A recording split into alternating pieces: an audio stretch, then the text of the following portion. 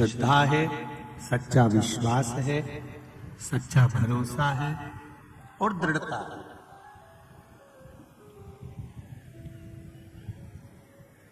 तो फिर आपको डरने वाली बात नहीं है। हाँ, ये जरूर है, ट्रेन के जितने डब्बे होते हैं उसमें सब पैसेंजर बैठते हैं, उतरते हैं, चलते हैं, सब कुछ होता है। उस डब्बों में कोई तकलीफ नहीं आती, पर जो इंजन होता है ना, उसको धुएं से अपना चेहरा काला करना पड़ता है। जो आगे बढ़ता है, जो आगे चलता है, जो अग्रण्य रहता है, या आप आगे बढ़कर कोई कार्य करा रहे होते हो, सत्कर्म कर रहे होते हो, कोई धर्म के कार्य के लिए आगे बढ़ रहे होते हो, तो ये निश्चित है कि थोड़ा ना थोड़ा कहीं ना कहीं कोई कुछ कहेगा, कोई कुछ कहेगा, कोई कुछ कहेगा, और कहते कहते कहते कहते कब 1 नवंबर आ जाएगा और कथा चालू होकर फिर विराम की ओर चली जाएगी। कोई भी चलता रहेगा और कथा होती रहेगी। पर जितने भी श्रोता भाई बहन जो बाहर से आए हुए हैं, गांव नगर नगर शहरों से यहाँ पर पधारे हुए हैं, कार्तिक के महीने में मां नर्मदा जी के घाट पर बैठकर इस बीकन गांव की इस पावन धरा पर जितने भी भक्त लोग कथा सुन रहे हैं, या आस्था चैनल के माध्यम से, फेसबुक यूट्यूब के माध्यम से अपने घरों में बैठकर कथा सुन रहे हैं, आप लोग नर्मदा नहाने गए कि ना गए, गंगा नहाने कार्तिक के महीने में गए कि नहीं गए, सरयू नहाने गए कि नहीं गए, यमुना जी नहाने के लिए आप कार्तिक महीने में, मंदाकिनी के नहाने के लिए कार्तिक महीने में किसी कुंड तालाब में कार्तिक के महीने में नहाने गए कि नहीं गए, पर इतना विश्वास जरूर रखना कि नर्मदा जी के घाट से ये कथा हो रही है, तो आप सब घर बैठे नर्मदा नहा रहे हो, ये निश्चित है। घर बैठे आपके पास में नर्मदा मैया पहुंच गई है। 7 दिन के लिए आप ये पचवीगन का समय, हमारे यहाँ कहते हैं कि आंवला नवमी गोपाष्टमी से लेकर पूर्णिमा तक ये पचवीगन का कार्य चालू हो जाता है, कि इन 5-7 दिनों में जो भगवान की भक्ति हो सकती है, जो भगवान का स्मरण हो सकता है, जो भगवान की पूजन हो सकती है, वो करो और अपने जीवन को सार्थक बना लो, अपने जीवन को आनंदित। शिव पुराण वही की वही है, बस उसका थोड़ा सा विषय हर कथा में बदला जाता है। इस कथा में जो विषय रखा है वो हरिहर रखा है, हरिहर शिव पुराण। क्योंकि वैकुंठ चतुर्दशी आएगी बीच में, और वैकुंठ चतुर्दशी के दिन हरिहर मिलन का थोड़ा सा महत्व ज्यादा होता है। आप लोगों को भी पहले वर्णन किया कि हरिहर मिलन का जो बेलपत्र और तुलसी का दल होता है, वो बुद्धि के लिए, चित्त के लिए, हमारे शरीर के विकास के लिए, बुद्धि के विकास के लिए बहुत जरूरी होता है। बीच में कथा में अपन उसको लेंगे,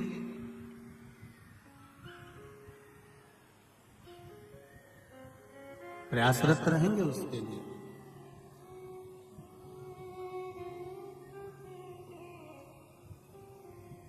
बीकन गांव वालों के लिए तो बड़े भाग्य का विषय है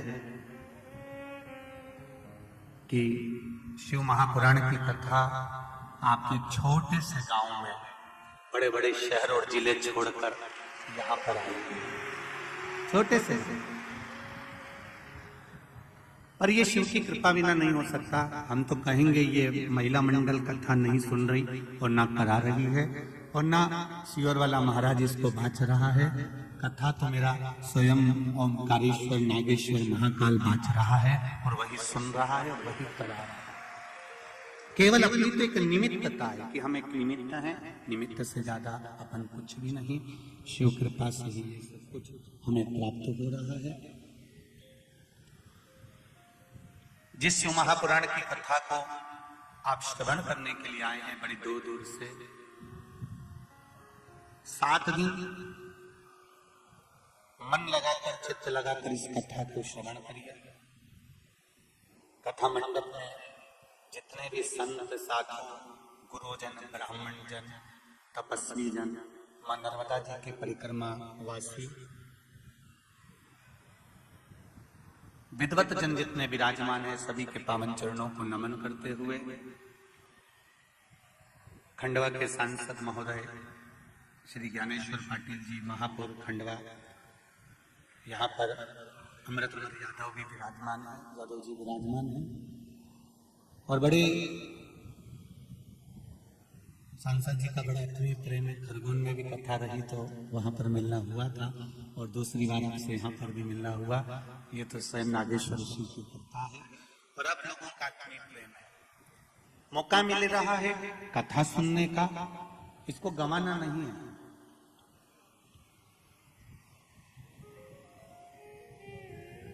कई लोग कहेंगे कि क्या मिलता है शिव महापुराण की कथा सुनने से।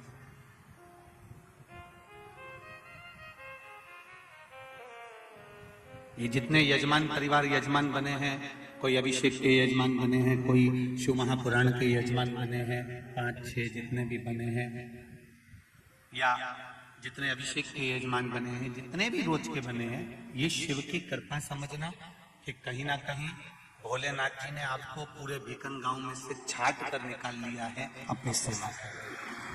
ये सेवा के हेतु और उसकी कृपा बिना कुछ नहीं होता, इसलिए उसकी करुणा है, इसलिए प्राप्त हुआ। तेरी कृपा बिना न हिले लेती सांस तेरी कृपा से तनो तनो।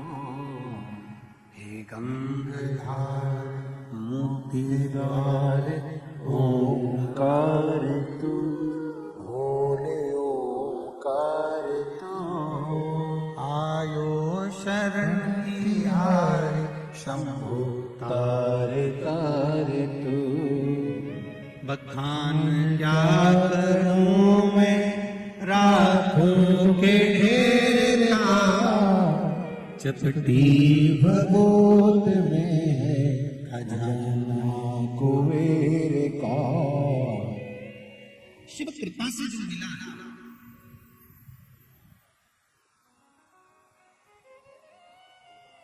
वो साधारण नहीं हो सकता।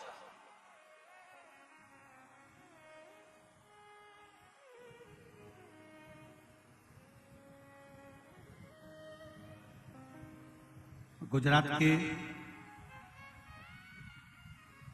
मोरबी में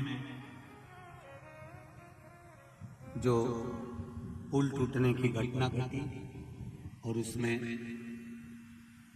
कई लोग शांत हुए, ये व्यासपीठ और बीकन गांव उन सभी को श्रद्धांजलि समर्पित करता है जिनके कईयों के घर पूर्ण की पूर्ण समाप्त हुए।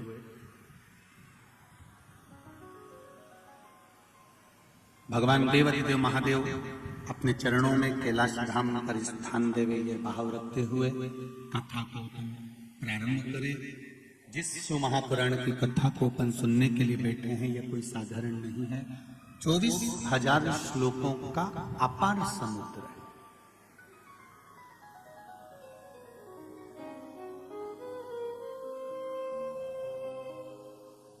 एक व्यक्ति समुद्र के किनारे, नदी के किनारे, तालाब के किनारे चलता है, समुद्र के किनारे चल रहा होता है। एक व्यक्ति वो होता है जो समुद्र के किनारे चल रहा है और समुद्र की लहरों से आनंद की अनुभूति कर रहा है।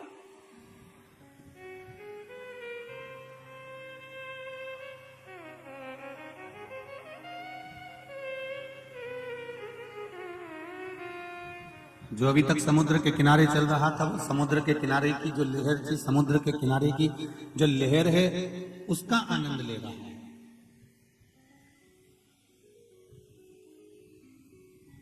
और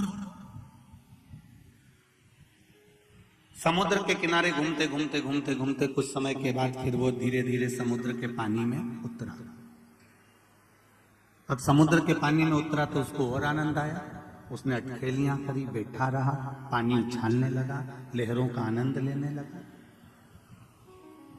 अब वो धीरे धीरे समुद्र की लहरों में तैरना सीख गया तो उसको और आनंद आने लगा।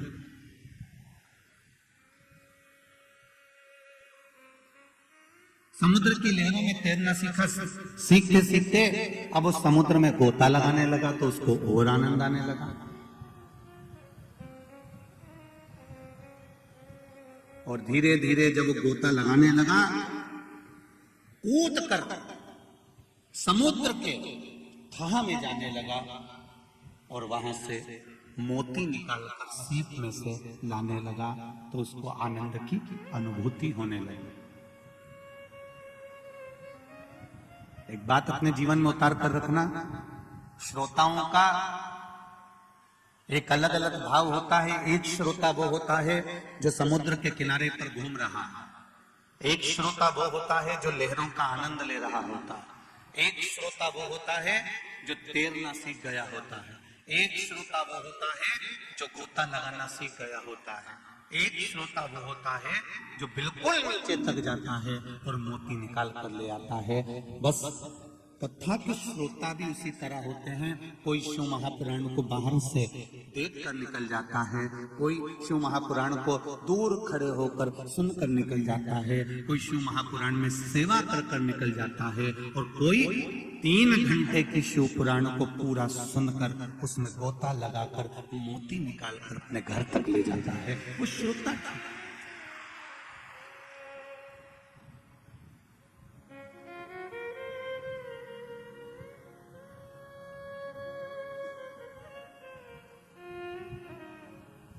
एक बाज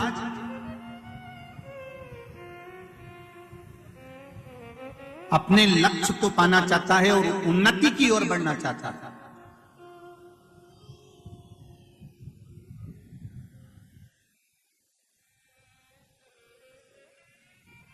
आपको अगर उन्नति की सीढ़ी पर चढ़ना है, आपको उन्नति की अग्रणी भाग पर बढ़ना है, आप बनो बाज बनकर आप लक्ष्य निश्चित करिए। बाज बनकर आप उन्नति की ओर अग्रणी होइए। आगे बढ़ने के लिए आप बाज बनिए, मना नहीं है। उन्नति करने के लिए आप बाज बनिए, मना नहीं है। पर उन्नति करने के लिए धोखेबाज मत बनिए, ये शिव पुराण है।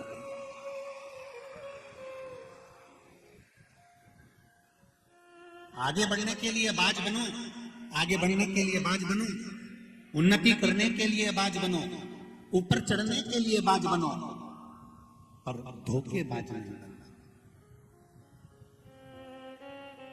किसी को धोखा देकर आप उन्नति की सीढ़ी पर चढ़ भी जाओगे तो जिंदगी भर आपका हृदय आपको कचोटेगा।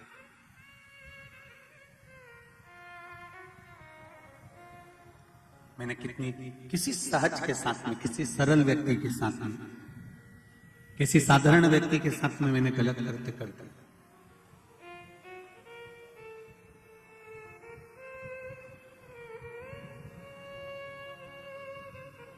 मनुष्य का शरीर है, मानव की देह है, चाहे आप हो, चाहे सियोर वाला महाराज हो, चाहे दुनिया का कोई व्यक्ति हो, मृत्यु लोक में अगर वो जन्मा है तो उसके जीवन में उसको दुख तो सहन करना ही पड़ेगा। कोई ऐसा नहीं है कि हम अलग से पैदा हुए कि ऊपर से कहीं टपक गया सियोर वाला महाराज, या कोई बहुत पहुंचा हुआ व्यक्ति ऊपर से टपका होगा, नहीं नहीं। मेरे राम जी का जन्म भी इसी भूमंडल पर हुआ है, पृथ्वी पर मेरे राम जी प्रकट हुए हैं। मेरे भगवान कृष्ण भी इसी पृथ्वी पर प्रकट हुए हैं। स्वामी विवेकानंद भी इसी पृथ्वी पर प्रकट हुए हैं। रामकृष्ण परमहंस भी इसी पृथ्वी पर प्रकट हुए हैं। मीरा, कर्मा, नामदेव, ध्रुव, प्रहलाद, चाहे वो धुनी वाले दादा क्यों ना हो, इसी पृथ्वी पर प्रकट हुए हैं। बस आपका स्वभाव, आपका विचार, आपकी दृढ़ता, आपकी दृष्टि कहां तक जा सकती है, आपको कहां तक पहुंचा सकती है, यह आपके ऊपर। कोई लोग कहते हैं कि इस महापुराण में क्या रखा है, क्या मिलता है। हमारा निवेदन है, एक बार 7 दिन की शिव महापुराण की कथा को किसी पंडाल में बैठकर श्रवण कर देखना, बिना दिखावे के लिए नहीं, अहंकारवश नहीं, किसी को दिखाने के लिए नहीं, केवल मन से 7 दिन की शिव महापुराण की कथा किसी पंडाल में बैठकर दिल से श्रवण कर देखना। 3 महीने में जो तूने मांगा है वो तुझे प्राप्त होकर ही रहेगा, निश्चित है।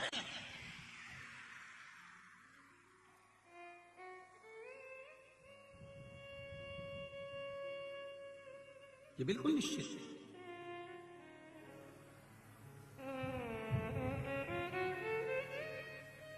वो मिलेगा जरूर। तेरी कृपा बिना न हिले एक भी अणु, लेते हैं श्वास तेरी कृपा से तनो तनो। गंगाधार मुक्ति द्वारे ओंकार तू, भूयो शरण तिहार शंभो तार तार। महाराज ये उसकी कृपा बिना नहीं मिल सकता।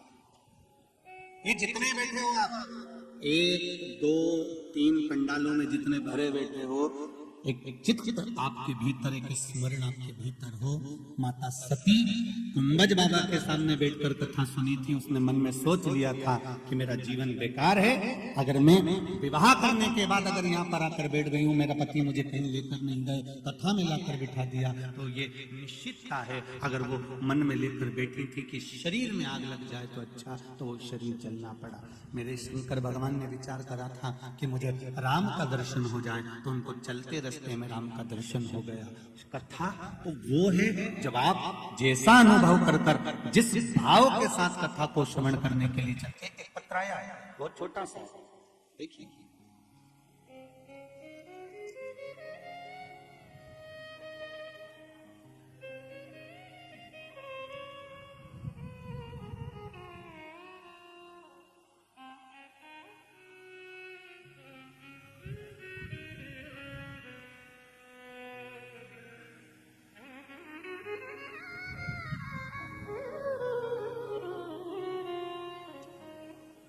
रूप सिंह जी सोलंकी, विशाल नगर, खंडवा, मध्य प्रदेश से कहीं बैठे हो तो हाथ हिला ही लग रहा। आप ही हैं? श्री शिवाय नमस्ते। दोनों हाथ हिला दो। हर हर महादेव। मेरा नाम रूप सिंह सोलंकी, विशाल नगर, खंडवा का रहने वाला हूं। श्री शिवाय नमस्ते। भगवान शिव की कृपा क्या होती है गुरु जी? मैं आज ही की बात आपको बताने के लिए मैंने छोटा सा पत्र लिखा।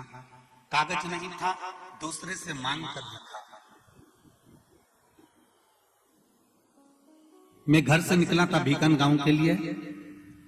मोटरसाइकिल से मेरा पर्स लाला खेड़ा गांव के पास में गिर गया तथा मैं भीकन गांव परिवार के साथ पंडाल में 10 बजे पहुंच गया था। इसी दौरान मेरे पास में फोन आया। मैं बस बैठा ही था और मेरे मन में आया कि मेरी जेब में पर्स गायब हो गया, लगा कोई ले गया। मुझे फोन आया कि आपका पर्स भीकन गांव के पास में ही गिर गया है लाला खेड़े में, और आप चिंता ना करिएगा, जहां भी हो आनंद से बैठिएगा। आप जब यहां से निकलेंगे आपका ये पर्स आपको प्राप्त हो जाएगा। रूप सिंह जी सोलंकी जी बैठिए। श्री शिवाय नमस्ते। इसमें लिखा आपने, शिव जी की कृपा कैसी होती है गुरुदेव, ये इस पत्र के माध्यम से कहना चाहूंगा। आज की दुनिया में अगर किसी को पर्स मिल जाए, पैसा मिल जाए, तो कौन होगा जो वापिस लौटा देगा? वो लौटाने वाला भी कहीं का भोलेनाथ ही होगा, शिव ही होगा, कोई दूसरा नहीं।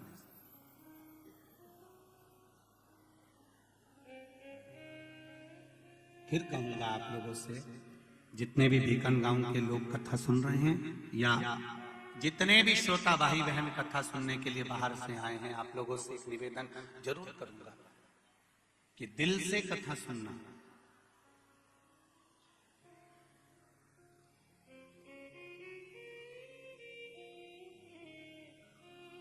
हमने एक बार कथा में कहा था, हैदराबाद की कथा में वर्णन किया था कि दिल्ली में ऑफिस रखो मना नहीं है। कहां पर? बोलो बोलो जरा जम के बोलो। दिल्ली में ऑफिस रखो मना नहीं है, पर हर एक व्यक्ति के दिल में घर रखो ये जरूर। दिल्ली में ऑफिस रहे तुम्हारा, वो मना नहीं है, पर हर एक के दिल में तुम्हारा घर होना चाहिए, प्रत्येक व्यक्ति के दिल। ये 24,000 श्लोक की शिव महापुराण की कथा अगर आपके हृदय में बैठी है, आप श्रोता बनकर इस कथा का रसपान कर रहे हैं, ना जाने कितने कितने लोग, करोड़ों करोड़ों लोग हैं जो प्रतिदिन शिव महापुराण का इंतजार करते हैं, टीवी का चैनल बदल बदल के देखते हैं, कथा आ रही है, कथा आ रही है, एक दूसरे से पूछते हैं। पूरे भीकन गांव के जितने भी भक्त लोग हैं, कल हमारा जब आगमन हुआ, हमने देखा आप लोगों ने अपने अपने दरवाजों पर घी के दीप जलाकर रखे थे, कोई ने रंगोलियां बनाकर रखी थी, कोई आतिशबाजी छोड़ रहा था। ये आपका आत्मीय प्रेम है। आपने हमारा स्वागत नहीं करा है, आपने शिव महापुराण का स्वागत करा है कि हमारे भीकन गांव में आई है, संपूर्ण विश्व का कल्याण करेगी, निश्चित। ये आपकी अविरल भक्ति है, ये आपकी दृढ़ता है, ये आपका विश्वास है।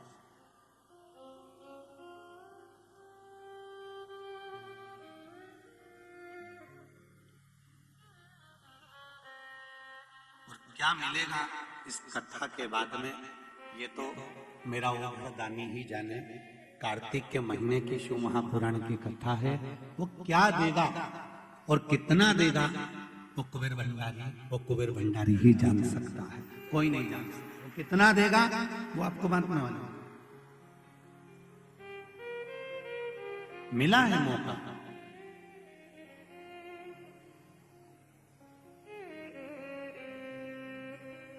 बस हृदय से सुनिए, दिल से सुनिए।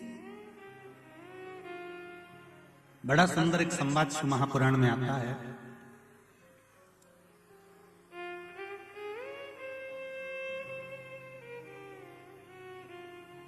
बिंदु और चंचुला का जो संवाद शिव महापुराण के अंतर्गत आया है,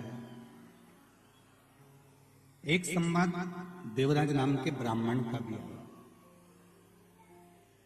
एक अंदाजा लगाइए अपनी जिंदगी में, आप लोगों ने भी टीवी पर शिव महापुराण की कथा सुनी होगी और श्रवण कर भी रहे हैं, तो एक अंदाजा लगा कर रखना।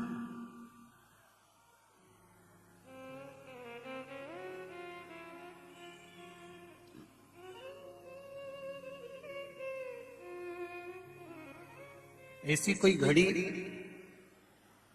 ऐसा कोई पल, ऐसा कोई नक्षत्र, ऐसा कोई समय, ऐसी कोई घड़ी, ऐसा कोई समय, ऐसा कोई पल, ऐसा कोई नक्षत्र और ऐसा कोई समय आपके स्मरण में हो तो जरूर बताना कि जिस समय पर भगवान तुम्हारे साथ में नहीं होता। एक आंवला नवमी की बड़ी सुंदर कथा आती है।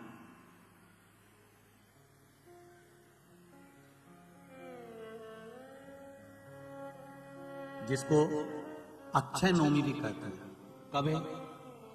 जम के बोलो जरा। कल।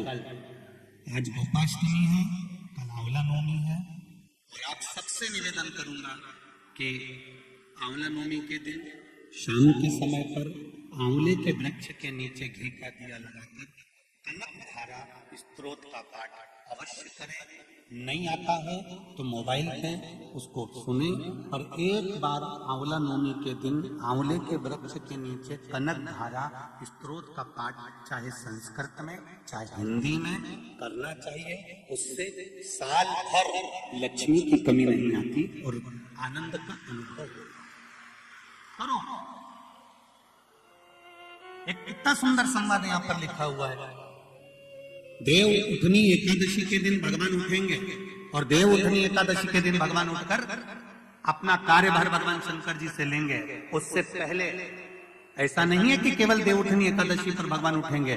आज जब आंवला नवमी का दिन आया और भगवान नारायण ने शयन करते करते अपनी करवट को थोड़ा सा बदला, और बदलने के बाद भगवान की अर्ध निंद्रा हुई और नींद थोड़ी सी जागी, और जागने पर लक्ष्मी जी उनके चरणों के पास में विराजी थी, और विराजते से लक्ष्मी जी ने भगवान विष्णु जी से निवेदन करा, मेरे मन का एक संशय है, मैं आपसे कहना चाहता हूं।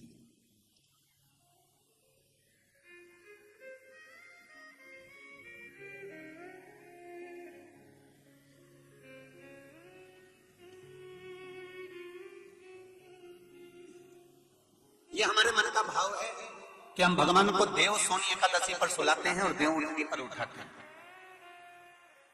पर हमारी श्रीमद् भागवत कथा कहती है, शिव महापुराण की कथा कहती है, अग्नि पुराण, पद्म पुराण, नर्मदा पुराण हमको वर्णन करती है, एक क्षण की निंद्रा ब्रह्मा जी को आई थी और ब्रह्मा जी की झपकी एक क्षण की लगी थी और हाथ से वेद नीचे गिर गए थे। वेद नीचे गिरे, हयग्रीवा ने धारण कर लिए और चारों तरफ पानी पानी हो गया और पूरी पृथ्वी पानी में, जल में मग्न होने लगी। जरा विचार करिएगा, एक क्षण की निंद्रा ब्रह्मा जी को आई और वेद हाथ से चले गए और पानी पानी हो गया। और हम कहते हैं कि देव सोनी एकादशी पर देवता सोते हैं और देव उठनी पर उठते हैं। अगर 4-6 महीने जम के अगर वो सो गया तो एक भी नहीं दिखेगा भीकण का,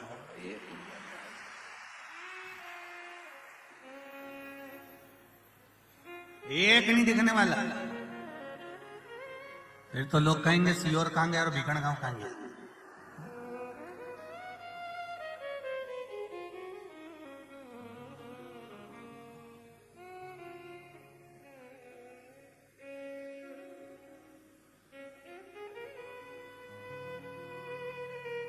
महाराज, ये सोने की तो भगवान की लीला है।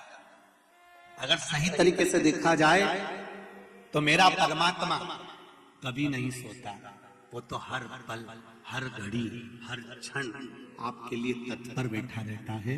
आपने आवाज लगाई और वो भागा, जैसे घर की मां, छोटा सा बच्चा पास में सो रहा, पिताजी भरचक नींद में सो रहे हैं, भर्राटे भुर्राटे भरते।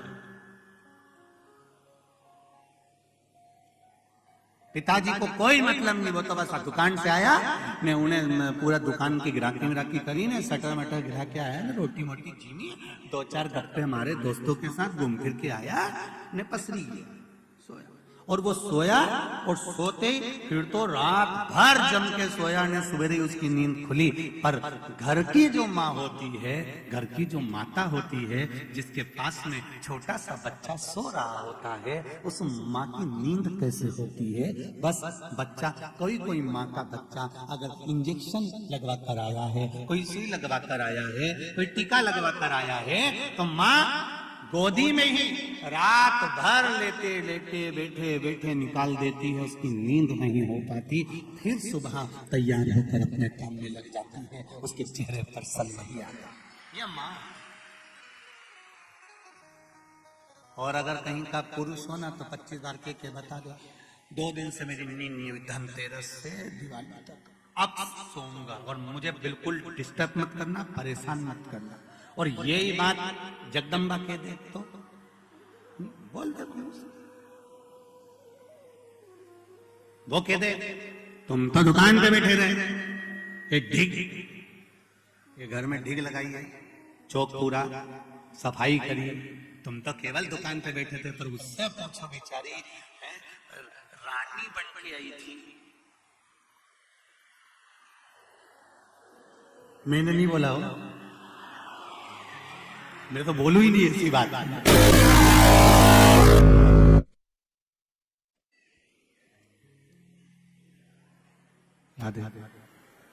ऐसी बात अपने को नहीं बोलना, तुम तो समझ जाओ बस ये सारा। रानी बन के आई थी।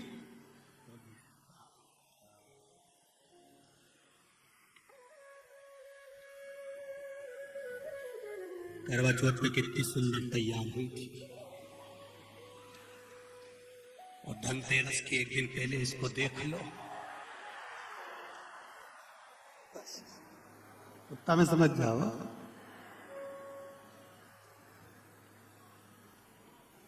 फिर तो छोरा छोरी भी जरा सा अगर पांव धर देनी लिपा हुआ पे, तो फिर थोड़ी सी देर में जगदम्बा काल रात्रि बन सकती है। उतनी देर में तो कहा जा रहा है, उन्नंग से निकाल, इनंग पाव धर दिया, तोड़ी थोड़ी होने। इसने छोरा के नहीं किया, वो नहा के आ रहा था ना बेरू, क्योंकि सारा में गिर दिया। डर मत देना, ये तो तुम सोच लो। छोरा सुना कि नहीं सुना, उन्हें बाथरूम में सुन लिया कि इधर से निकल के नहीं रहना।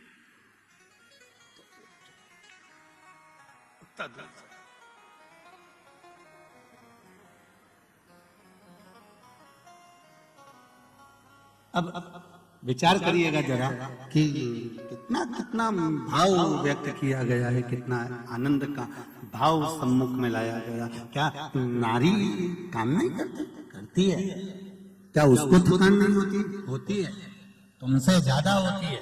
उसके बाद भी रात को 10-11 बजे तक सफाई कर कर फिर सोना, सवेरे फिर जल्दी उठना, फिर त्योहार का भोजन की तैयारी करना, फिर काम में लग जाना।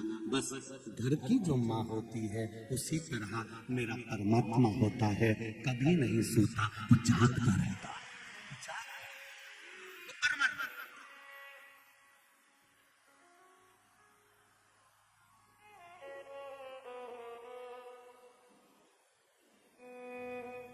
एक पति नौकरी करता है, एक पत्नी नौकरी करती है।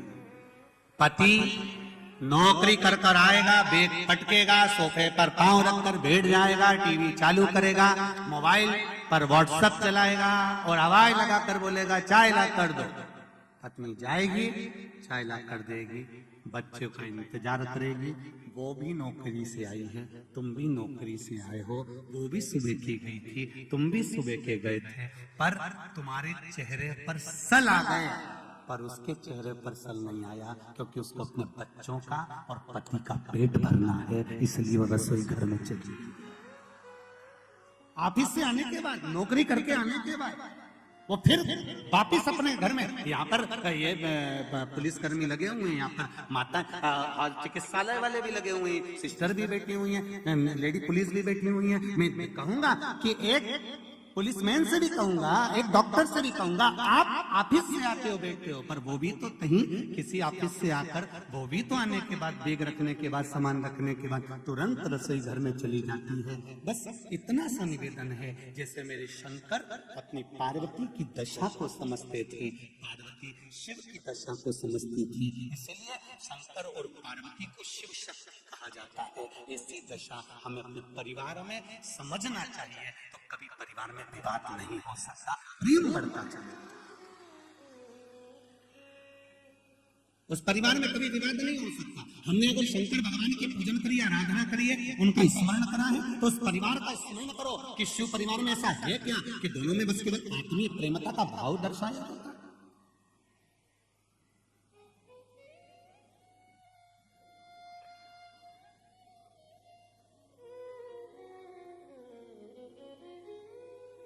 देवराज नाम का ब्राह्मण के घर में जन्म लिया, ब्राह्मण कुल में जन्म लिया, पर गलत संगत में पड़ गया था। केवल पत्नी भी अच्छी थी, बच्चे भी अच्छे थे, कुटुंब भी अच्छा था, सारा ठाट बाट सब कुछ अच्छा था। और ऐसा नहीं है कि भगवान किसी का पेट नहीं भरता, भगवान भरता। आंवला नवमी की कथा कहती है, आंवला नवमी का स्मरण करता है कि भगवान नारायण कर्मठ बदले, तो माता लक्ष्मी जी ने पूछ लिया, प्रभु निंद्रा से जाग गए हो क्या? भगवान विष्णु ने कहा मेरा उठने का, तो अब देखो तुम्हारा उठने का समय अगर शाम सुबह 5:30 बजे है और उसके पहले आपकी नींद खुल जाती है, तो आप पलंग पर पड़े रहते हो, नेत्र भले खुले रहें और उठोगे 5:30 बजे ही, पलंग छोड़ोगे 5:30 बजे ही। देव सोनी एकादशी पर भगवान सोए और देव उठनी एकादशी पर भगवान उठ रहे हैं। उससे पहले जो आंवला नवमी आई, इसको अक्षय नवमी कहा जाता है, इसको आनंद की नवमी कहा जाता है, भंडार भरने वाली नवमी कहा जाता है। उस दिन दिया गया, भरा गया, पुण्य समाप्त नहीं होता, इसलिए इसको अक्षय नवमी भी कहा जाता है। तो लक्ष्मी जी के मन में भाव उत्पन्न हो गया। लक्ष्मी जी ने कहा प्रभु मेरे को पूछना है आपसे कुछ, मेरे मन का संशय मिटा दीजिए। तो भगवान ने पूछा वो संशय कौन सा?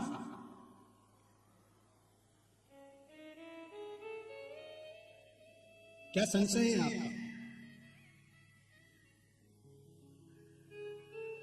मेरा संशय केवल इतना सा है, क्या सोने से पहले आपने भगवान शंकर को पूरी सृष्टि का भार दिया था? क्या शंकर भगवान पूरी सृष्टि को सही से चला रहे हैं?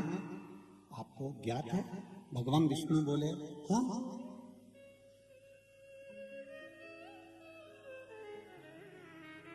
चला रहा है। एक वो लाइन बड़ी सुंदर भाव में कहते, रचा है सृष्टि को जिस प्रभु ने, वही सृष्टि चला रहे हैं। जो पेड़ हमने लगाया पहले, जो पेड़ हमने लगाया पहले, उसी का फल अब हम खा रहे हैं। रचा है सृष्टि को जिस प्रभु ने, वही ये सृष्टि चला रहे। मेरा संशय मिटा दो। भगवान ने कहा कौन सा संशय? मुझे थोड़ी सी परीक्षा है। अभी तक नारायण भगवान कर्मठ लिए थे, आज नारायण भगवान सीधे होकर पूछ रहे हैं परीक्षा आपको लेना है? हाँ। लक्ष्मी विचार कर लेना। माता सती ने परीक्षा ली थी, जलकर भस्म हो गई थी।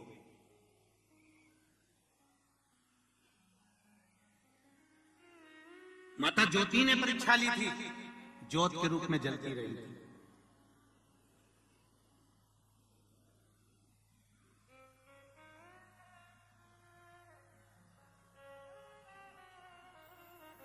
परीक्षा लेने के लिए सूर्पणखा भी पहुंची थी, पूरा कुल डुबा कर बैठ गई थी।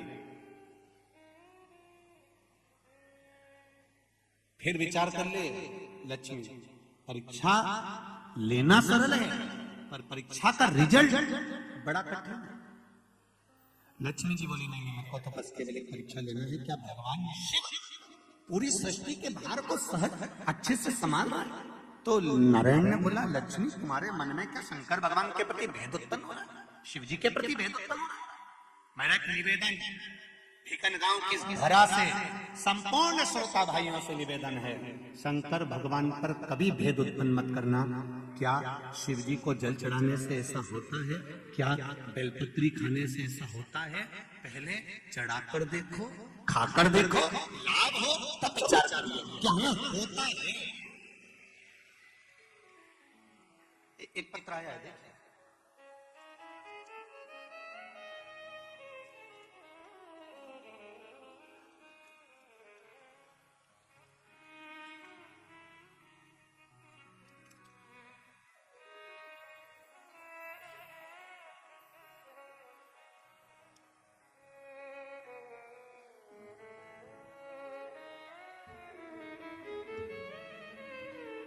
जिसने भी पत्र लिखा है, पत्र का ये भाव है, उसमें ठीक है नाम का स्मरण नहीं है।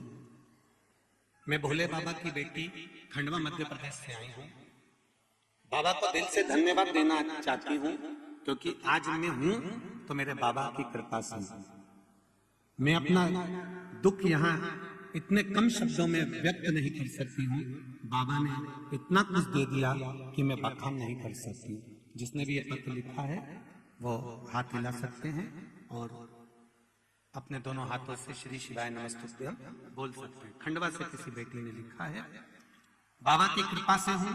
बाबा की कृपा से मुझे एक गठान हो गई थी, जैसा गठान जैसा महसूस हो रहा था, पर बाबा ने मेरे ऊपर कृपा कर दी और बाबा की कृपा से मैंने बेलपत्री का प्रयोग करना चालू करा। शिव पे चढ़ाया हुआ जल पीना चालू करा। बाबा की कृपा से मेरी गठान गल चुकी है। मैं बाबा को धन्यवाद देने के लिए आया। ये शिव कृपा है। जहां भी बैठे हो, भगवान देवाधिदेव महादेव की करुणा आप पर बनी रहे। ये शिव तत्व है।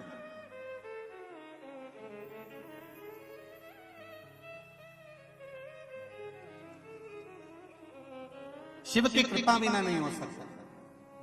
पहले स्वयं कर देखो। लक्ष्मी जी ने भगवान शंकर पर थोड़ा सा संशय जताया, क्या सृष्टि का भार तत्व ठीक चल रहा है? क्या सृष्टि का ये क्रम ठीक चल रहा है?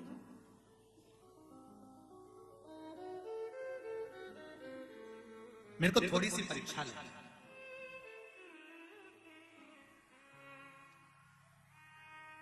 बहुत ध्यान दीजिएगा। शिव पुराण कहती है दुनिया की परीक्षा लो पर भगवान की नहीं। एक भक्त की जब परीक्षा ली जाती है तो बैकुंठ का सिंहासन डोल जाता है। आज अगर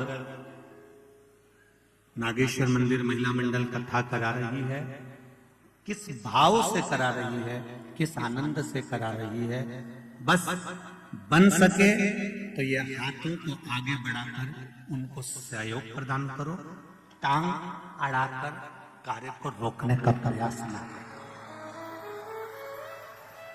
शिव कथा कह रही है, लेओ परीक्षा, मना नहीं है। भगवान विष्णु भी कह रहे हैं कि लक्ष्मी जी आपको अगर परीक्षा लेना है तो दूसरे की लोग कहां शिव जी की परीक्षा लेने जा रही है। नहीं नहीं नहीं, मुझे समझना है क्या सृष्टि का संचालन ठीक चल रहा है। तो भगवान ने कहा कि आपको अगर महसूस हो रहा है ऐसा कुछ तो आप कर लीजिए परीक्षा, क्या परीक्षा करना। तो लक्ष्मी जी बोली मेरे को शिव जी का निमंत्रण मिल रहा है। शंकर जी का निमंत्रण? हाँ। भोलेनाथ का निमंत्रण? हाँ। भगवान विष्णु ने कहा सुनो लक्ष्मी, एक बार कुबेर ने भगवान शंकर का निमंत्रण करा था तो शिव जी ने मना कर दिया था कि मैं निमंत्रण में नहीं जाता, बड़ी बड़ी पार्टियों को मैं अटेंड नहीं करता, मेरी बड़ी बड़ी पार्टियां मेरा छोटा बेटा गणेश अटेंड करता है। तो कुबेर जी ने कह दिया था कि इतना सा बेटा तुम्हारा गणेश क्या खाएगा, हमने 56 भोग बनाया है, ये क्या खाएगा। तो इतने में शंकर भगवान ने कह दिया था ये तो बाद में मालूम पड़ेगा, इतना खा। और जब कुबेर जी ने कहा ठीक है आप गणेश जी को भेज देना, तो गणेश जी को भोजन करने भेजा था। कार्तिकेय रुष्ट हो गए थे।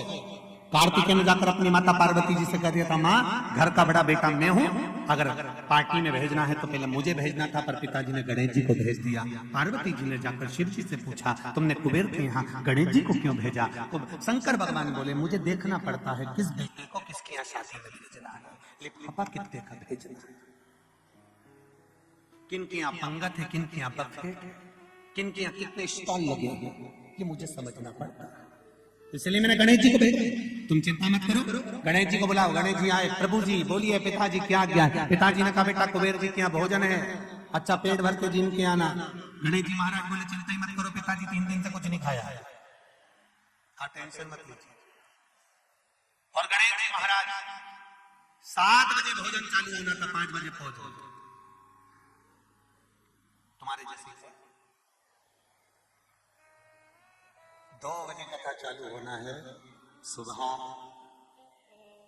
9 बजे से चिल्ला चोट चालू हो गई, कार्यकर्ता माइक पे चिल्लाने लगे, नाश्ता चालू हो गया है, 8 बजे से चल रहा है, 10 बजे तक चलेगा। रात्रि का भोजन कितने बजे चिल्ला रहे थे, 7 बजे चालू होगा। तो ये सब आवाज लगा रहे थे और आप लोग बड़े प्रेम के साथ में 7 बजे से जगह संभाल संभाल कर बैठ गए थे। ये शिव कृपा, ये शंकर कृपा,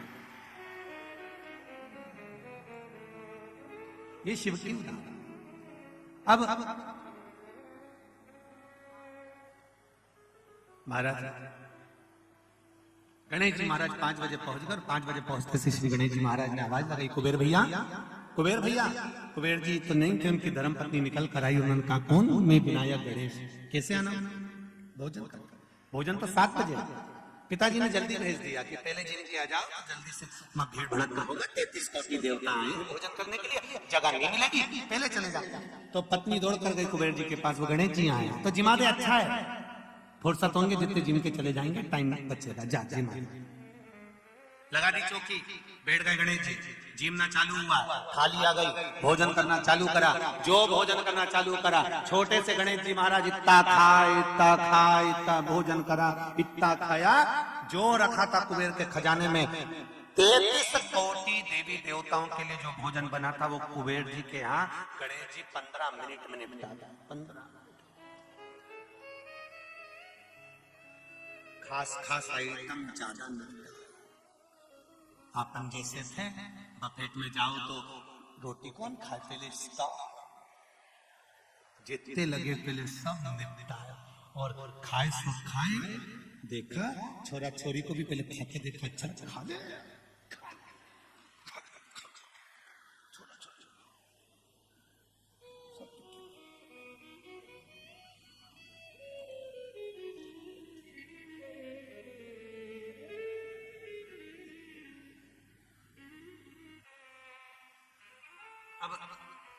गणेश जी ने खाया, इतना भोजन खाया, इतना भोजन खाया, सारा भंडारा खाली हो गया। कुबेर जी की पत्नी कुबेर जी के पास दौड़ कर गई, स्वामी स्वामी स्वामी करते हुए। कुबेर जी ने पूछा क्यों घबरा रही है, क्या हुआ?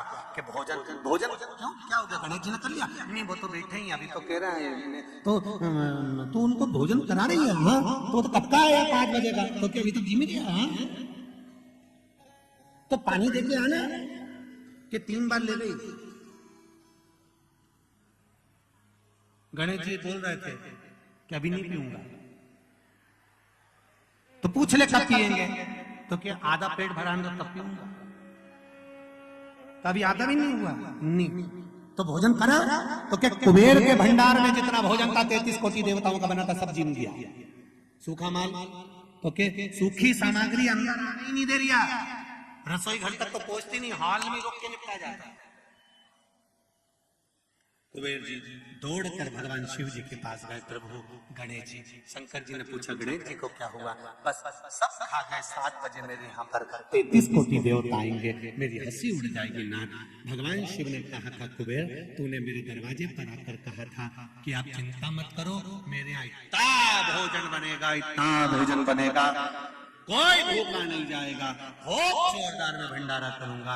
ये जानकर भगवान शिव ने कहा इतनी ऊंची वाणी नहीं बोलना चाहिए, बोलना चाहिए तो एक बात बोलो, जैसा भोलेनाथ कराएगा वैसा कर दिया जाएगा। हमारी सामर्थ्यता नहीं, हमारी सामर्थ्यता नहीं कि हम कर सकते।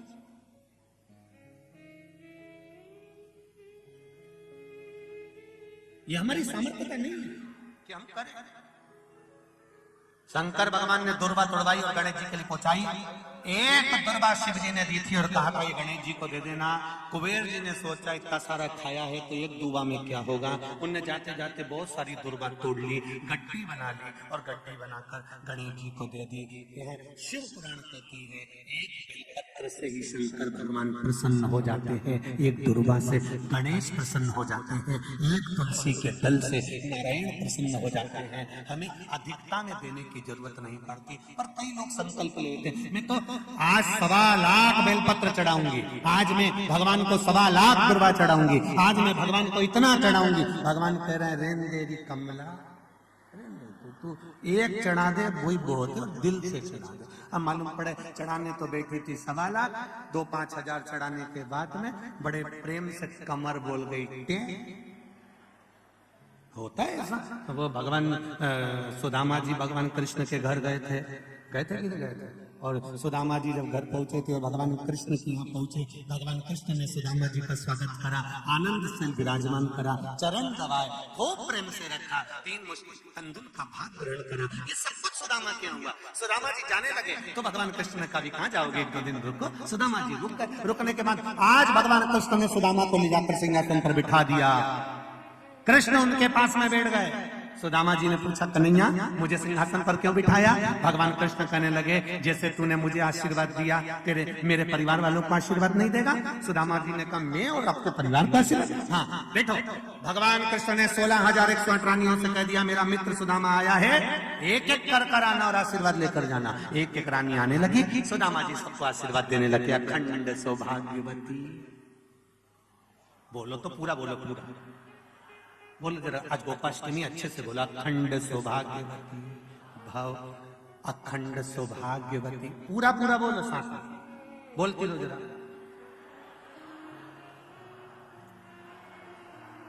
ये हाथ में उठा के बोलो ऐसे। हाँ आप में से एक माता से निवेदन है गिनती लगाना कितनी बार बोली। 4 5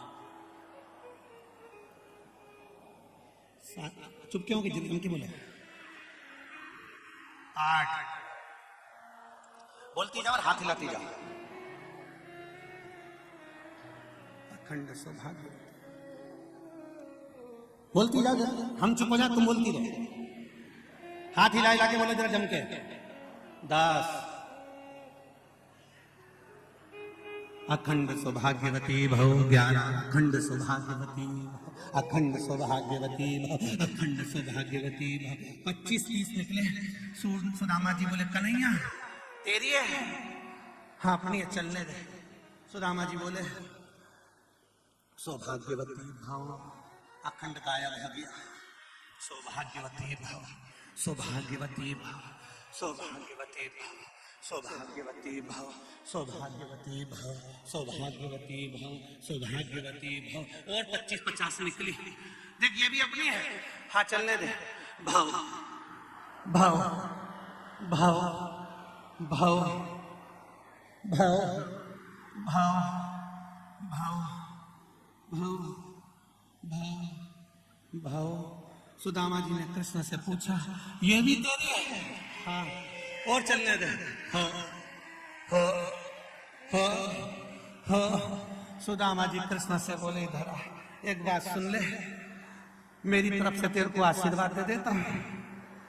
अगर इन सबको आशीर्वाद देता रहा तो मेरी पत्नी को सौभाग्य का आशीर्वाद की जरूरत पड़ जाएगी। तेरे हाथ जोड़ू, मुझे मेरे घर छोड़ दिया।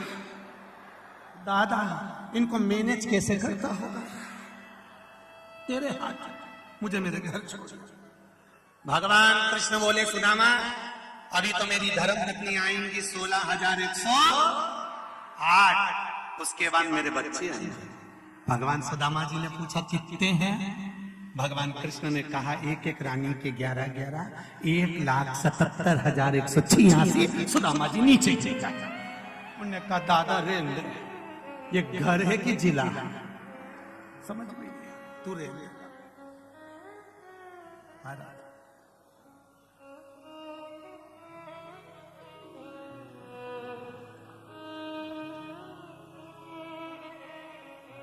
क्या है ये शिव है उसकी परीक्षा।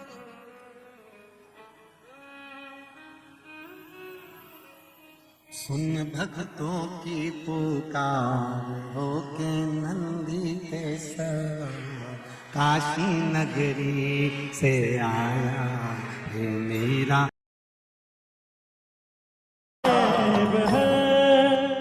अपने स्थान पर बैठकर भगवान शिव के मूल मंत्र का स्मरण करें।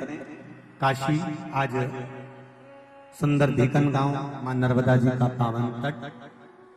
बाबा देवादिदेव महादेव से विनय करें, शिव महापुराण के मूल मंत्र का स्मरण करके अपने हृदय की बात आज गोपाष्टमी के दिन भगवान शिव से भाव से कहें।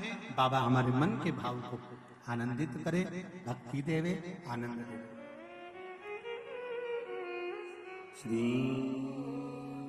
शिवाय नमस्तुभ्यं, श्री शिवाय नमस्तुभ्यं, श्री शिवाय नमस्तुभ्यं, श्री शिवाय नमस्तुभ्यं, श्री शिवाय नमस्तुभ्यं, श्री शिवाय नमस्तुभ्यं।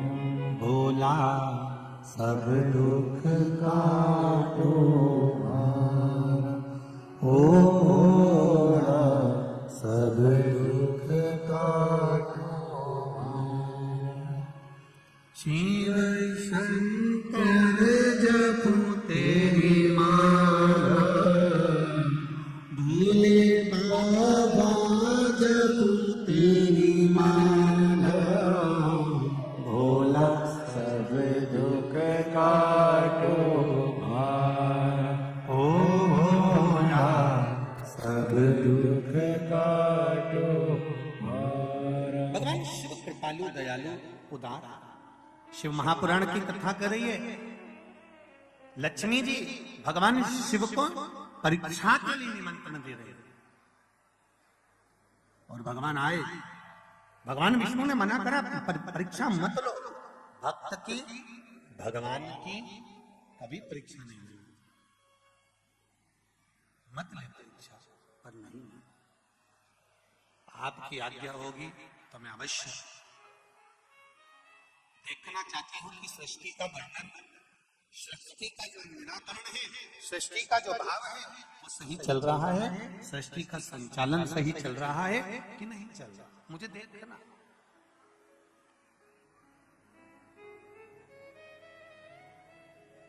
बहुत ध्यान दीजिएगा। परिवार चलाने वालों से संबंध केवल यहीं तक का रहता है। कहां तक? केवल मृत्यु लोक तक, केवल मृत्यु लोक। पर आप जिस मंदिर में जल चढ़ाने के लिए जाती हो, कौन कौन चढ़ाता है एक लोटा जल? सब चढ़ाते हो? रखो रखो रखो। जिस मंदिर में आप एक लोटा जल चढ़ाने के लिए शिव मंदिर में जाती हो, शंकर भगवान को एक लोटा जल समर्पित कर कर आती हो। शिव पुराण कहती है परिवार चलाने वालों से संबंध केवल मृत्यु लोक तक रहता है, और शंकर जी पर जल चढ़ाने वालों का संबंध अंत वैकुंठ तक रहता है। वो संबंध समाप्त ही नहीं, वो संबंध कभी समाप्त नहीं होता। ब्रह्म कुमारी आश्रम में, ब्रह्म कुमारी आश्रम की बहनें, दीदियां,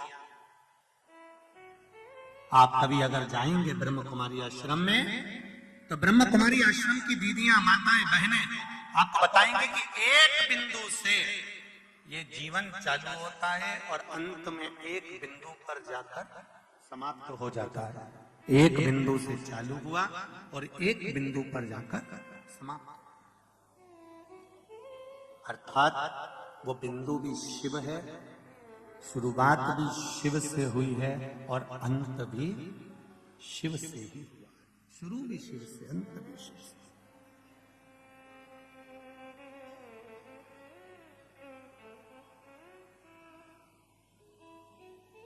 कितना सुंदर कहा है।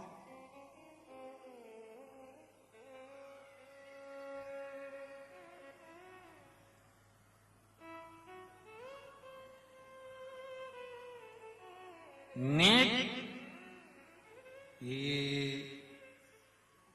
2GB था, क्या था? अरे जम के बोलो। 2GB, अब धीरे धीरे 3, फिर अब कौन सा हो गया? 5G। नेट फास्ट होता चले जा रहा है, आदमी स्लो होता चले जा रहा है। तुम खुद देखो ना, सब्जी लाने का काम पहले व्यक्ति खुद कर लेता था, आज बैठे बैठे ऑनलाइन सब्जी बुलवा। आदमी स्लो हो गया, कहीं जाता नहीं, आता नहीं, ज्यादा बोलो तो वो अपने को ज्ञान देने लगता है, अर्थात व्यक्ति स्लो होते चले जा रहा है। वो बहुत फास्ट नहीं हो रहा। नेट भले फास्ट हो गया पर व्यक्ति स्लो हो गया। शिव महापुराण की कथा वही कर रही है कि अपने बुद्धि से, अपने चित्त से, अपने स्मरण से हमें भगवान की परीक्षा नहीं लेना है। पर लक्ष्मी जी नहीं आनी कि मुझे देखना है कि सृष्टि का संचालन सही चल रहा है कि नहीं चल रहा, सृष्टि का क्रम ठीक चल रहा है कि नहीं चल रहा, ये लक्ष्मी जी जानना चाहती है। तो लक्ष्मी जी ने भगवान विष्णु से आज्ञा ले ली। भगवान विष्णु ने कहा तेरी मर्जी, अब जा, मैं शंकर भगवान का निमंत्रण करना चाहती हूँ। शिव जी को निमंत्रण पर बुलाया। आंवला नवमी का दिन था, भगवान पूर्ण तरह से सृष्टि का संचालन कर रहे थे और लक्ष्मी जी ने आज भगवान भोलेनाथ को निमंत्रण देकर अपने वैकुंठ का भाव आनंदित करने के लिए बुलाया गया।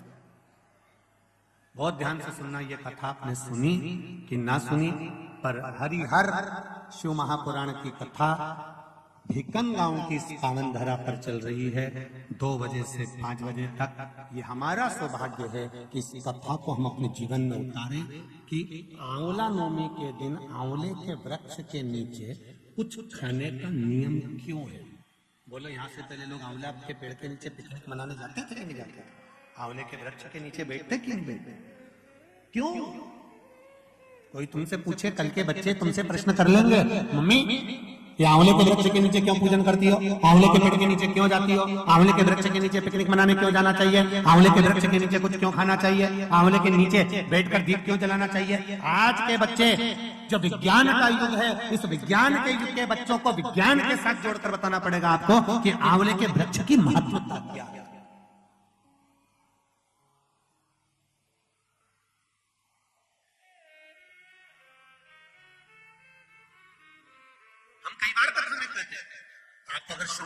पर लगता हो कि सीवर वाले महाराज जी ने ये कथा कहाँ से बता दी, वो कथा कहाँ से बता दी, तो एक आध बार गीता प्रेस गोरखपुर के शिवपुराण लेकर आओ, एकांत में बैठो, एक एक 2-2 घंटा अच्छे से पढ़ाई करो, उसका एक एक शब्द अपने चित्त में, अपनी वृत्ति में, अपने जीवन में उतारो,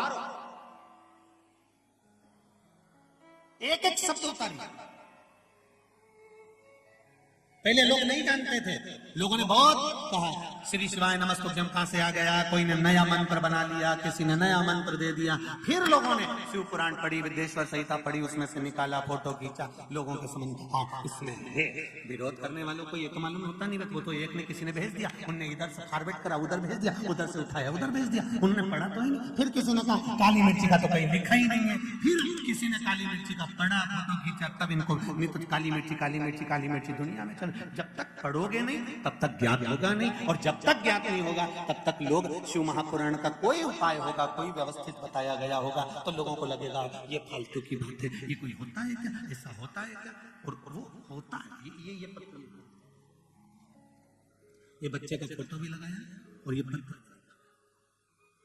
ये कोई श्रीमती ज्योति गजराज सोलंकी लोहेरा खुर्द खलघाट से आए हैं, कहीं बैठी हो तो हाथ हिलाइए, आप दोनों ही हैं, श्री शिवाय नमस्तुभ्यम दोनों हाथ ऐसे कर एक बार हिला दीजिए, हर हर महादेव।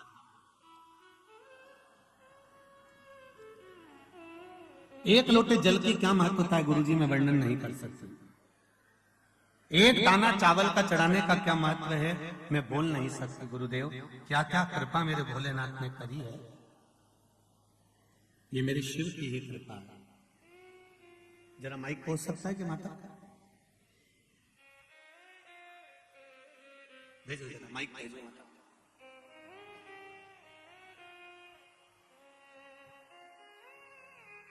आपने लिखा है दीदी, मैम श्रीमती ज्योति गजराज सोलंकी लोहेरा खुर्द खलघाट से आई हूं, मेरा मोबाइल नंबर ये है। गुरुदेव इतना कर्जा था जीवन में, इतना कर्जा था कि शरीर पर पड़ी हुई सारी ज्वेलरी, सारा जेवर बैंक में रख दिया गया था गिरवे। सबसे मदद मांगी पर कोई ने साथ नहीं दिया। गुरुदेव जब मेरी बहन से हुई बात तो उसने शिव महापुराण के बारे में बताया, और बाबा की कृपा ऐसी हुई कि मैंने पशुपति व्रत करना प्रारंभ किया। व्रत किया फिर भी मेरी ज्वेलरी नहीं वापस आई। सत्य किसको कहते हैं, ये पत्र में देखिए, मैंने व्रत किया मेरी ज्वेलरी वापस नहीं आई, लेकिन फिर भी मैं शिव पुराण पर विश्वास करती रही, मेरा विश्वास बना रहा। मैंने फिर दूसरी बार व्रत किया और बाबा की कृपा से फिर मैं सीहोर कुबेरेश्वर धाम पहुंच गई।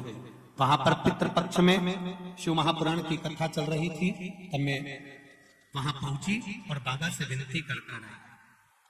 2018 से बैंक में मेरी रकम गिरवे रखी हुई थी, एक तन पर कान का कुंडल तक नहीं था।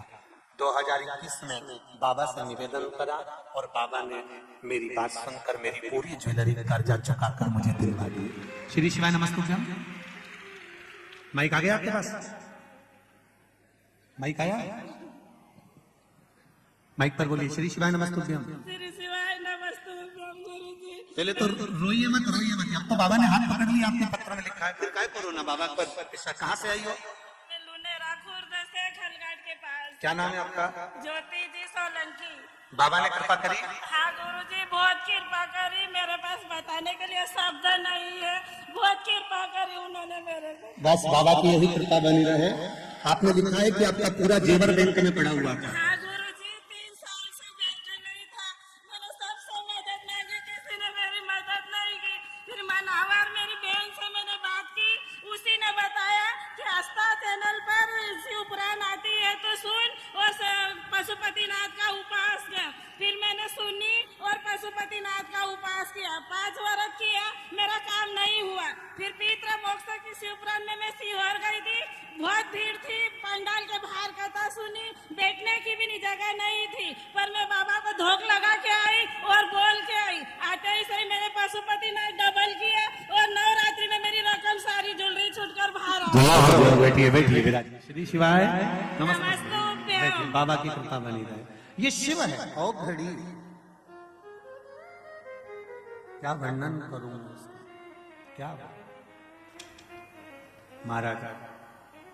मैंने तेरे ही भरोसे ओ बाबा, तेरे ही भरोसे हवा बिच उड़ती जाए, बाबा डोर हटो छटिला में कटी जाए,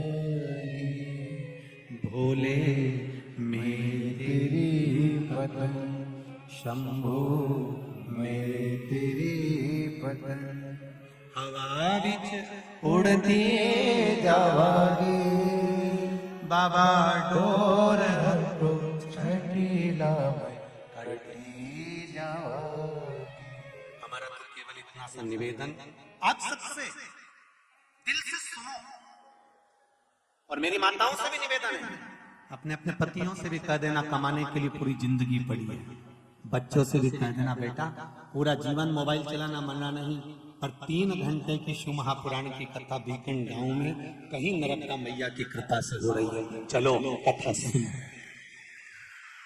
नहीं मिलने वाला होगा कहीं ये नागेश्वर महिला मंडल, शिव मंदिर महिला मंडल का कहीं शिव जी से कोई संबंध हो गया होगा, तो भीकन गांव में ये शिव पुराण आ गई है, ना जाने किसके भाग्य से आई है, तो शिव जी किसके भाग्य से आई ये तो भोलेनाथ जी जाने। घर के पतियों से भी कहो, परिवार वालों से भी कहो, वापिस नहीं मिलेगी, 3 घंटा बैठकर मेरे साथ आप कथा तो सुनो। अभी तक दुकान पर बैठकर जो कमाया वो परिवार के लिए कमाया, और 3 घंटे यहाँ बैठकर जो तुम पुण्य की कमाई करोगे वो तुम्हारी खुद की होगी, जो जिंदगी सवार है, किसी दूसरे की नहीं है, ये अपनी कमाई, अपनी। और जितने भी आसपास से कथा सुनने आ रहे हैं, गाड़ियों में, ट्रालियों में, बसों में, छोटे छोटे मोटरसाइकिल वाहनों से, उनसे भी निवेदन है विश्वास लेकर शिव महापुराण की कथा में जाना कि मेरा शंभू मुझे मिलेगा, मेरा बाबा मुझे मिलेगा। केवल ये माता नहीं कर रही कि मेरा कर्जा चूक गया, यहाँ ना जाने कितने कितने बैठे होंगे जो अपने दिल की बात माइक पर कहना चाहेंगे, ऐसा नहीं है, परंतु समय की भी अवस्था रहती है, समय का भी क्रम, ये बाबा से लगाओ तो तुम पहुंचे हो। शिव कथा का महाराज लक्ष्मी जी ने भगवान भोलेनाथ जी को कार्तिक का महीना आंवला नवमी, अक्षय नवमी का दिन भोजन का निमंत्रण दिया।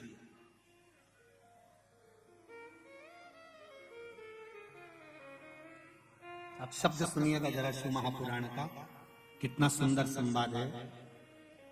भगवान शिव जी को निमंत्रण मिला, शंकर जी ने निमंत्रण स्वीकार करा, पर शंकर भगवान बैकुंठ भोजन करने के लिए नहीं। अब ध्यान देना थोड़ा सा, निमंत्रण स्वीकार करने के बाद भगवान भोजन करने नहीं जा रहे हैं, लक्ष्मी जी इंतजार कर रही हैं, भगवान शिव नहीं आए, तब लक्ष्मी जी तुरंत गरुड़ पर चढ़कर भगवान शिव जी के पास आई, भोलेनाथ प्रभु आप भोजन के लिए नहीं आए।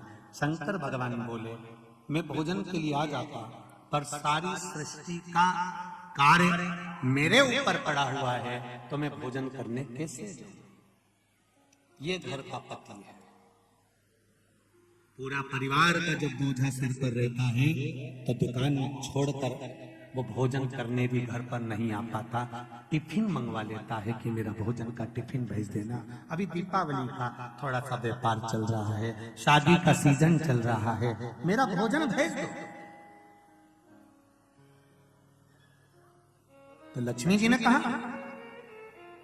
हरिहर शिव महापुराण की कथा कर रही है, ध्यान से सुने। आस्था चैनल पर जितने बैठे हैं सम्मुख में, फेसबुक यूट्यूब पर जितने सुन रहे हो, बार बार ये कथा नहीं मिलने वाली, ध्यान दीजिए।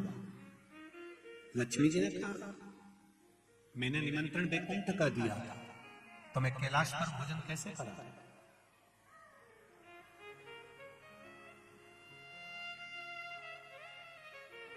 निमंत्रण बैकुंठ का है तो फिर मैं कैलाश पर भोजन कैसे कराऊं? कैलाश पर भोजन कैसे कराया जाए?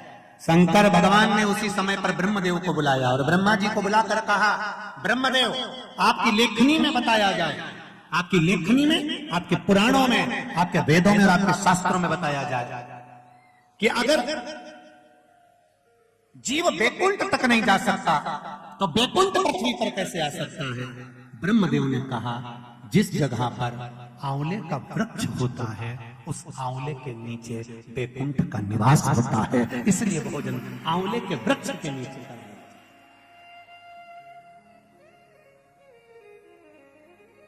कल आंवला नवमी है, आंवले के वृक्ष की पूजन मेरी माताएं, मेरी दीदियां, मेरी बेटियां जब करें, भाई लोगों से भी निवेदन है, समय निकाल कर, केवल माताओं के लिए आंवले का वृक्ष नहीं है, आपके लिए भी है।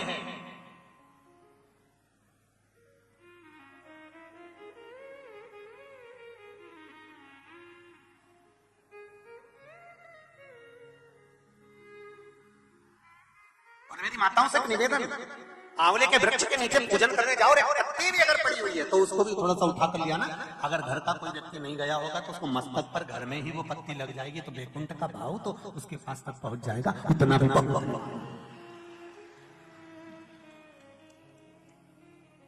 हमने मारवाड़ में देखा है कि आंवले के वृक्ष की पूजन करते समय माताएं आंवले की छाल का भी स्मरण करती है, अपनी चीटी उंगली अंगुष्ठ से। मारवाड़ी माताएं उसको भी अपने पल्लू में लेकर आती है, दीप प्रज्वलन करती है, उसको अलमारी में लाल वस्त्र के अंतर्गत तिजोरी में रखती है। क्यों? क्योंकि वो वैकुंठ का एक हिस्सा, वैकुंठ का एक। ब्रह्मदेव करे आंवले के वृक्ष के नीचे शंकर भगवान भोजन कर ले तो वैकुंठ के भोजन का फल मिलता है। वैकुंठ के भोजन का फल, हाँ। लक्ष्मी जी ने उसी समय पर आंवले के वृक्ष के नीचे भोजन की व्यवस्था करी। शंकर भगवान भोजन करने के लिए बैठे, जैसे ही माता लक्ष्मी ने भोजन लगाया है, शंकर भगवान ने एक ग्रास भोजन को लिया, पाया और उठकर शंकर भगवान चले गए। थोड़ी देर बाद वापिस लौट कर आ गए, बैठ गए। पूछा महारानी ने, माता लक्ष्मी ने, मेरे शंभु, मेरे बाबा, मेरे भोलेनाथ, मेरे प्रभु कहाँ चले गए थे आप भोजन की थाली को छोड़कर? तब शिव जी कहते हैं, कोई 4 संत भूखे रह गए थे, उनको भोजन कराने चला गया था। लक्ष्मी जी ने कहा, आप सृष्टि के सही संचालन कर रहे हो, मैं जान गई आपको कि आप सृष्टि के सही संचालन करता हो। एक मन की अभिलाषा है, अगर आप पूरी कर दें तो। एक मन की अभिलाषा है, आप अगर पूरी कर दे तो। शिव जी ने पूछा, क्या? मेरा मन है, आप अगर ब्रह्म मुहूर्त में सुबह का समय भोजन ग्रहण कर रहे हैं तो शाम का भोजन भी मेरे ही इस वैकुंठ में भोजन ग्रहण करें। शिव जी ने कहा, शाम को तो मैं पार्वती के साथ भ्रमण पर निकलता हूँ, पर दोपहर के समय पर मैं आपके यहाँ भोजन करने फिर आऊंगा। अब की बार लक्ष्मी जी ने भोजन कराने बैठने से पहले माता लक्ष्मी ने 5 चींटियों को एक डब्बी में भरकर बंद कर दिया।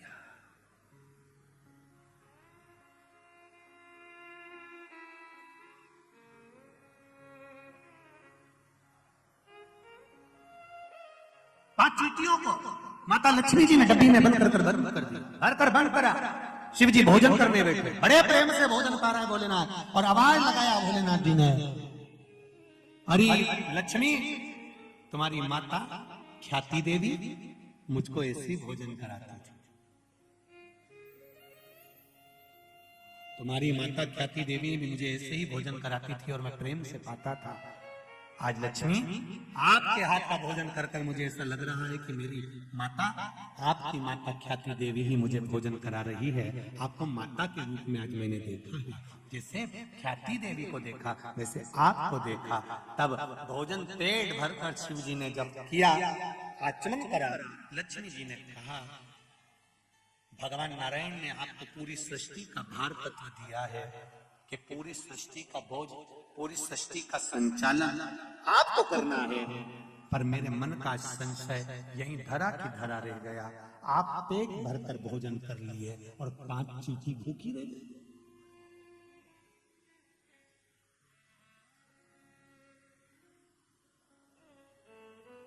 पांच चींटियां भूखी है।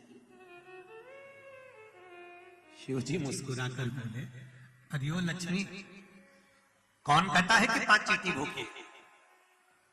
कहाँ है चींटियां? लक्ष्मी जी कहती है डब्बी में मैंने चीटी बंद करके रखी है, 5 चीटियां भूखी है और आपने भोजन किया।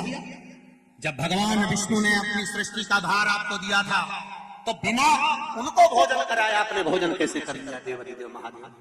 शंकर भगवान कहते हैं लक्ष्मी, किसी पर आक्षेप लगाने से पहले, उंगली उठाने से पहले ये 3 उंगलियां अपनी ओर जाती हैं कि अपने अंदर झांक कर देखो कि तुम कैसे हो। पहले विचार करो फिर उंगली उठाओ। लक्ष्मी जी पहले डब्बी में जो चीटियां हैं उनसे पूछो उनने भोजन किया कि नहीं किया। मैंने तो सुबह से चीटियों को बंद कर रखा है, भोजन कैसे कर लेंगे? डब्बी खोली, चीटी के मुख में चावल का छोटा सा भाग फंसा हुआ था। लक्ष्मी जी की आंख से जल बहने लगा। भोलेनाथ, इनके मुख में चावल कहां से आ गया? शिव जी ने कहा, लक्ष्मी तू जब चीटियों को बंद कर रही थी ना तो तुझे दोष ना लगे, इसलिए तूने चीटियों के चरण को धोख लगाया था कि मेरे साथ परीक्षा में तुम शामिल हो जाओ, मेरे साथ थोड़ी देर के लिए तुम डब्बी में बंद हो जाओ। माना तुमको कष्ट होगा, इसलिए मैं सिर झुकाकर तुमको नमन करती हूँ, क्षमा मांगती हूँ। जब तू क्षमा मांग रही थी तेरे कुंकू में जो चावल फंसा था, क्षमा मांगते समय डब्बी में गिर गया था, वो चावल चीटियों ने ग्रहण करा। वो चावल चीटियों ने ग्रहण किया।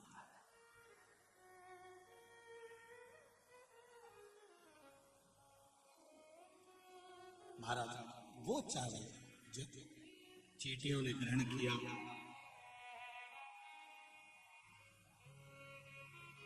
बस चीटियों का भोजन पहले हुआ। लक्ष्मी जी की आंख से जल बह रहा और रो रही। फिर निवेदन करूंगा, किसी पर उंगली उठाने से पहले, किसी को अपशब्द कहने से पहले, किसी को ताना देने से पहले, किसी को आड़ा टेढ़ा बोलने से पहले, अपने मोबाइल पर, फेसबुक पर, यूट्यूब पर किसी ने कुछ लिख दिया, किसी के लिए उस पर कमेंट्स करने से पहले 50 बार सोचो समझो कि बात सही है कि गलत है। हर एक का साथ गलत चीजों में मत दो, नहीं तो जिंदगी नरक जैसी निकल जाती है। पूरा जीवन समझ, उसको समझना है।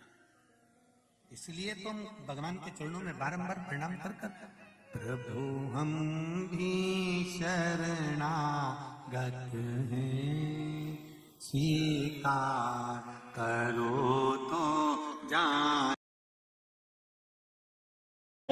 अपने स्थान पर बैठकर भगवान शिव से मन से, हृदय से, चित्त से, भाव से निवेदन करें, भावभक्ति से भगवान से प्रार्थना करें, मूल मंत्र का स्मरण, भगवान को अपने हृदय की बात कहकर भाव से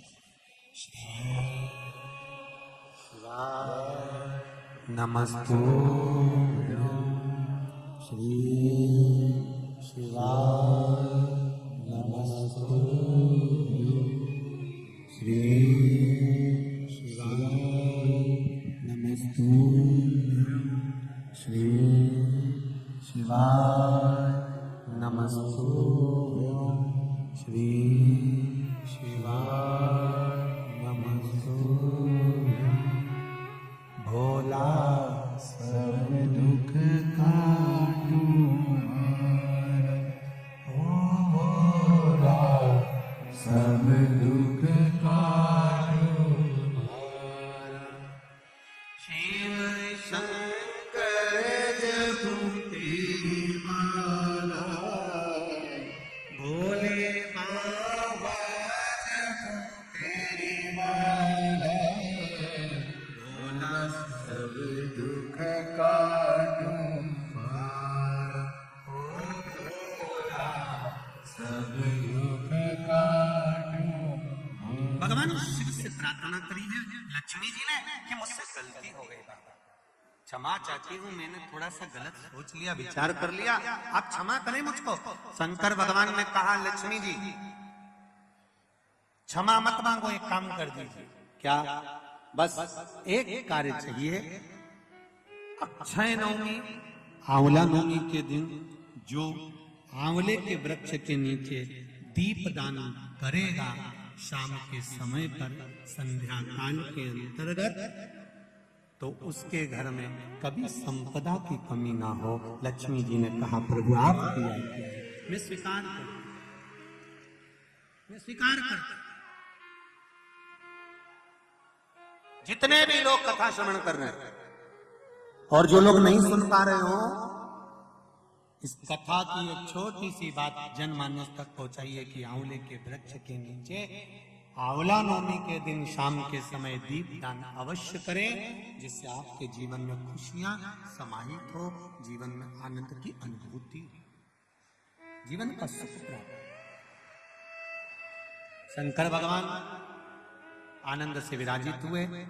देवराज नाम का ब्राह्मण जो चोरी कर धन लेकर शिव जी के मंदिर में जाकर बैठा था, जिसने शिव महापुराण का छोटा सा संवाद सुन लिया था और अंत में कैलाश धाम चले गया था, केवल शिव पुराण का थोड़ा सा संवाद। एक माता ने लिखा है, श्रीमती दमयंती बघेल, कृष्ण सरोवर कॉलोनी खंडवा से आई है, कहीं बैठी हो तो हाथ जरूर हिलाइएगा। दमयंती जी बघेल, जहां बैठी आप ही है, दोनों हाथ हिला। आपने पत्र में लिखा है, पत्र तो बहुत बड़ा है और उस पत्र में आपने बहुत सी चीजें लिखी है कि मेरे को पशुपतिनाथ व्रत का क्या लाभ मिला, तीर्थ का दर्शन, कॉलोनी में प्लाट अटका हुआ था, मिल नहीं रहा था, वो भी बाबा ने कृपा कर दे दिया, और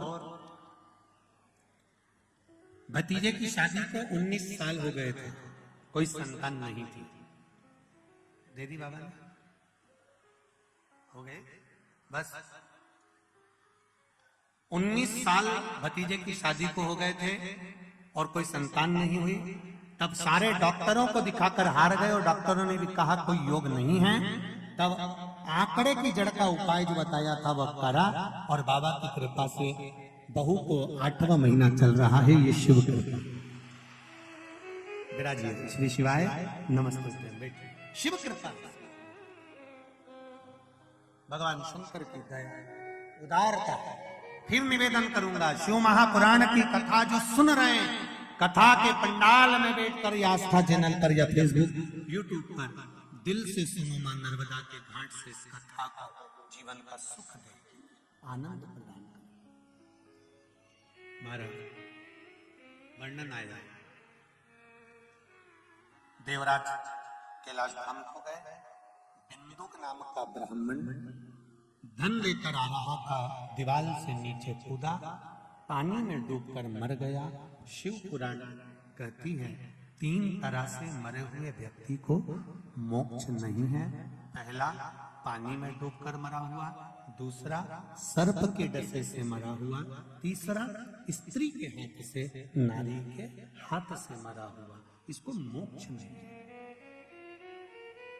बिंदु को मोक्ष नहीं मिला, प्रेत योनि में भटकता रहा। धर्म पत्नी ने अंतिम संस्कार कर दिया, पर वो प्रेत की योनि में भटक रहा था, ये इसको ज्ञात नहीं। पूरे गांव के लोगों के साथ मिलकर ये काशी भ्रमण के लिए, दर्शन के लिए, कभी योग लग जाए तो तीर्थ, कथा, सत्संग में जाते रहना चाहिए। काशी गई, मन तो था नहीं कथा में, कहीं से आवाज आ गई शिव महापुराण की। 2 क्षण की शिव महापुराण की कथा सुनी, 2 क्षण कथा सुनी। गंगा जी नहाकर बाहर आ रही थी, पांव फिसल गया, पत्थर से सिर टकरा गया और प्राण छूट गए। प्राण छूटे, पार्वती जी की सहेली बनकर कैलाश पर निवास किया। कैलाश पर निवास कर रहने लगी, पर मौन थी, चुप, कुछ बोली नहीं। पार्वती जी ने पूछा क्या बात है, तुम मौन क्यों हो, चुप क्यों? कहा मेरा पति बिंदु प्रेत योनि में पड़ा हुआ है, तो शिव महापुराण की कथा का स्मरण करो। देव ऋषि नारद के पास भेजा, नारद जी ने तुमरुका जी के पास भेजा, तुमरुका जी ने शिव महापुराण की कथा का वाचन किया और बिंदु की मुक्ति का साधन बताया। शंकर पार्वती ईश्वर जी और गोरा जी बनकर कथा सुनने के लिए पहुंचे। शिव महापुराण की कथा कहती है, जिस नारी का गर्भ नहीं ठहरता हो, संतान नहीं हो रही हो, 19 साल 20 साल 25 साल 30 साल भी अगर हो गए हैं, सफेद आंकड़े की जड़, रजस्वला धर्म के 7वें दिन पति पत्नी दोनों जन जाएं और उस जड़ को निकाल कर लेकर आए। वो जड़ शिवजी पे से 21 बार तुमरुका जी का नाम लेकर घुमाकर लाल धागे में शंकर जी के मंदिर में ही शिवलिंग का दर्शन करते करते कमर पर बांध ले और 3 महीने तक उस जड़ को अपने कमर पर रहने दें। भगवान शिव से प्रार्थना करें, शंकर भगवान का स्मरण करें, शिव भक्ति का रसतत्व ग्रहण करें और बाबा से विनय करें। बाबा चाहेगा तो अवश्य 3 माह के अंतर्गत गर्भ अवश्य ठहरेगा। पर विश्वास हो तो करो, मानो तो गंगा माहू, ना मानो तो बहता तुमरुका जी के नाम का। कितना फर्क पड़ता है तुमरुका जी के नाम का। एक पत्र में कहा, एक माता जी ने लिखा है कि गुरुदेव,